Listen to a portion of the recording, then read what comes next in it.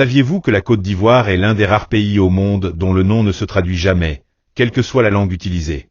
Oui, c'est une décision officielle du pays, reconnue par l'ONU depuis 1985. Mais pourquoi cette règle existe-t-elle? Et d'où vient le nom Côte d'Ivoire?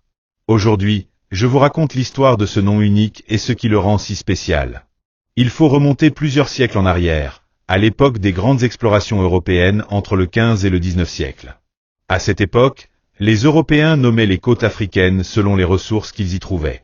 Ainsi, nous avons eu et la côte de l'or, correspondant à l'actuel Ghana, et la côte des graines, qui fait référence au Libéria, et la côte des esclaves, couvrant une partie du Bénin et du Togo. Dans cette logique, le territoire qui allait devenir la Côte d'Ivoire était une grande source d'ivoire, issue des éléphants chassés pour leur précieuse défense.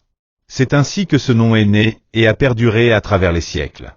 Mais contrairement à d'autres pays, la Côte d'Ivoire a pris une décision exceptionnelle, interdire la traduction de son nom dans toutes les langues du monde. En 1985, sous la présidence de Félix Houphouët-Boigny, une loi a été adoptée pour imposer que le pays soit appelé Côte d'Ivoire et rien d'autre. Plus question de dire Ivory Coast en anglais, Elfenbeinkust en allemand ou Costa de Marfil en espagnol. Pourquoi cette décision?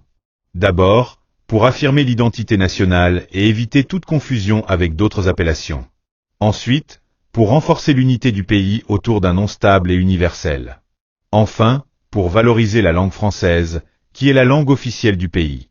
Cette décision a été officiellement reconnue par l'ONU et toutes les organisations internationales, faisant de la Côte d'Ivoire l'un des rares pays au monde à avoir un nom unique et inaltérable. Alors, saviez-vous cette histoire? Que pensez-vous de cette décision de la Côte d'Ivoire? Dites-moi en commentaire et n'oubliez pas de liker et de vous abonner pour plus d'histoires fascinantes sur l'histoire et la culture. À bientôt pour une nouvelle découverte.